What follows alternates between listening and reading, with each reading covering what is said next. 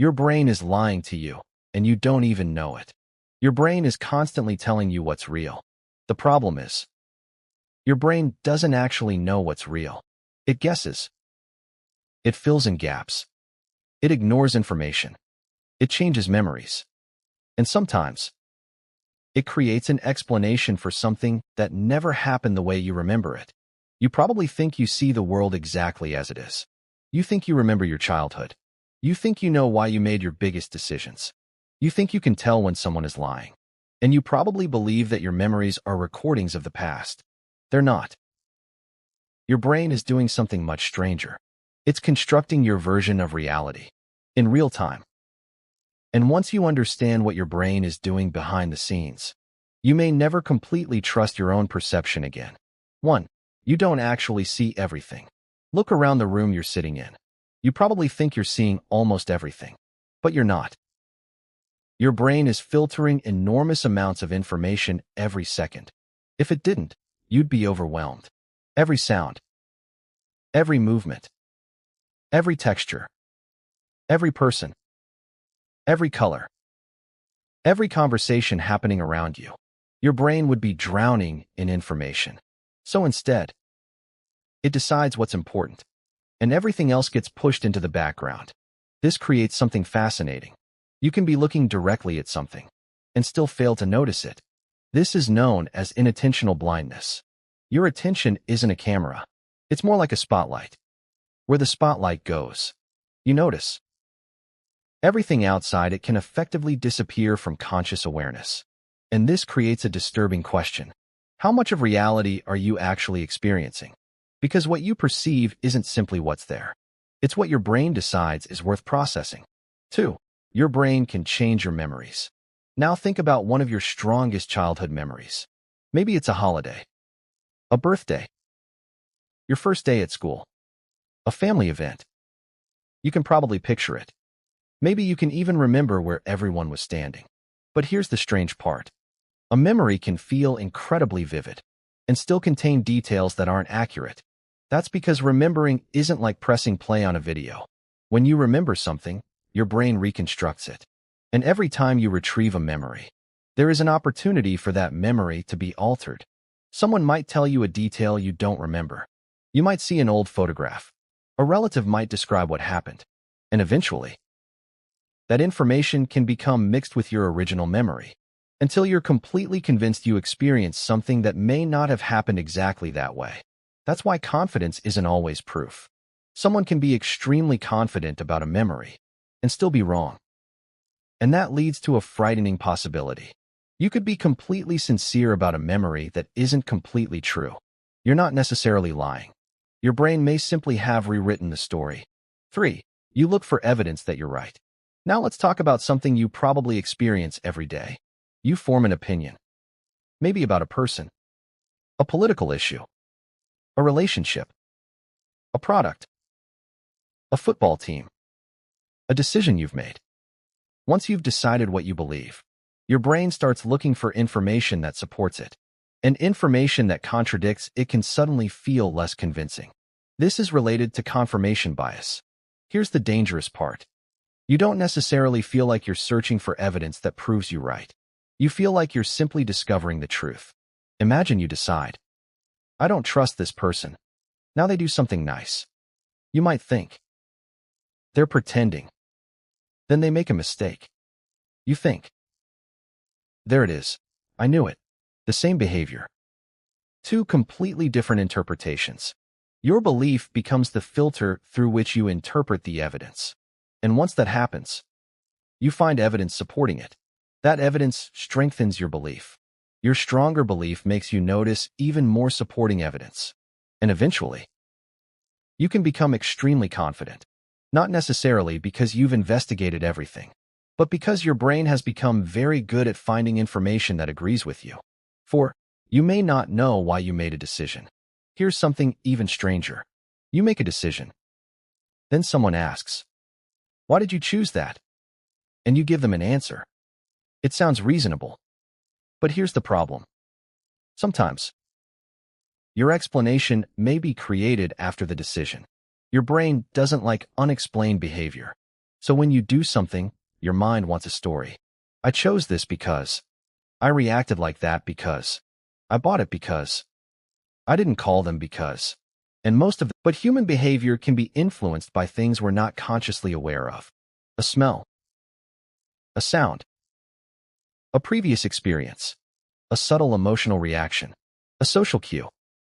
A feeling you can't quite explain. Then your conscious mind creates a neat explanation afterward. This doesn't mean every decision you make is secretly controlled. It means something much more interesting. Your conscious mind may not have complete access to everything influencing your behavior. You are not a perfectly transparent observer of yourself. 5. Your brain hates contradictions. Imagine you believe, I'm a good person. Then you do something you're ashamed of. Suddenly, there's a contradiction. I am good, but I did something bad. Your brain doesn't like that conflict. Psychologists call this kind of discomfort cognitive dissonance. And one way people reduce that discomfort is by changing the story. Maybe you tell yourself, they deserved it. It wasn't really my fault. Anyone would have done the same thing. I had no choice. Notice what happened. The behavior didn't change. The past didn't change. But the explanation changed. And suddenly, you feel better. This happens constantly. People don't just protect their opinions. Sometimes they protect their image of themselves. And that's why changing someone's mind can be incredibly difficult. You're not always arguing against an idea. Sometimes you're challenging part of their identity. 6. Your brain can make you feel in control. Here's a fascinating illusion. Humans like to feel that we're in control, even when we're not. Imagine you're playing a game where you press a button and something happens. If the timing appears connected, you may start believing your action caused the result, even if the connection is partly or entirely accidental. This relates to what psychologists call the illusion of control, and it appears in everyday life. You wear a particular shirt when your team wins. You decide it's lucky. You follow the same routine before an important event. You believe it helped. You take a different route and arrive early. You think, I knew this route was better. Our brains are extremely good at connecting events.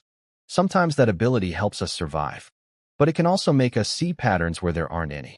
And once we believe we have control, we can become emotionally attached to that belief. Because uncertainty is uncomfortable. Feeling in control feels safer, even if the control isn't real. 7. You see patterns everywhere. Look at clouds. You might see a face. Look at random shapes. You may see animals. Look at a crowd. You might notice someone who resembles a person you know. Your brain is a pattern detection machine. It's constantly asking, what does this mean? Have I seen this before? What happens next? This ability is incredibly useful, but sometimes your brain finds patterns even when there is no meaningful connection. That's why coincidences can feel almost supernatural. You think about someone, and they call. You talk about a particular product, and suddenly you see advertisements for it. You learn a new word, and suddenly you seem to hear it everywhere. The world hasn't necessarily changed. Your attention has. Once your brain decides something matters, it becomes much better at detecting it, and that can make something feel like it's suddenly appearing everywhere. 8. Your brain predicts the world. This might be the strangest part. Your brain doesn't simply wait for information to arrive. It makes predictions. What will happen next? What is that sound? What is that object? What is that person about to do? And then it compares those predictions with incoming information. This is one reason expectations can influence perception. If you're told something will be frightening, you may become more sensitive to threatening signals. If you're told a person is rude, you may notice their negative behavior more quickly. If you're told a restaurant is amazing, you may interpret the experience more positively. Your expectations become part of the lens, which means two people can experience the same event and genuinely walk away with completely different experiences. Neither person necessarily believes they're lying. They're experiencing the event through different predictions, different memories, different expectations, different attention, different beliefs. 9. You can become addicted to certainty. There's another psychological trap that doesn't get enough attention. Uncertainty makes people uncomfortable. So we search for answers. Why did they leave? Why did they ignore me? Why did I fail? What does this mean? What happens next? And sometimes, we would rather have a bad explanation than no explanation. That's why people can become attached to conspiracy theories, assumptions, and rumors. Not necessarily because they're irrational, but because uncertainty is psychologically uncomfortable. A definite answer feels better than an unanswered question, even when the definite answer is wrong. This happens in relationships too. Someone doesn't reply. Instead of thinking, I don't know why. They're angry. They're losing interest. They're talking to someone else. Now the uncertainty is gone.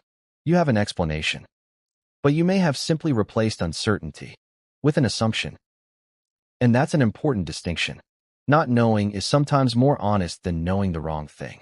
10. Your brain isn't trying to show you reality. This is the biggest takeaway. Your brain isn't designed to give you a perfect representation of reality. It's designed to help you function. It filters. It predicts. It fills gaps. It searches for patterns.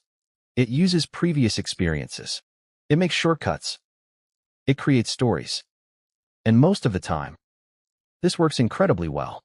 But occasionally, those shortcuts produce mistakes. You don't see everything. You don't remember everything correctly. You don't always know why you made a decision. You can become convinced by evidence that supports what you already believe. You can mistake coincidence for causation. You can confuse an assumption with a fact. And you can become extremely confident while being completely wrong. So what does this mean? Should you stop trusting your brain? No, that would be impossible. Your brain is the tool you're using to understand this video right now. It's to understand the limitations.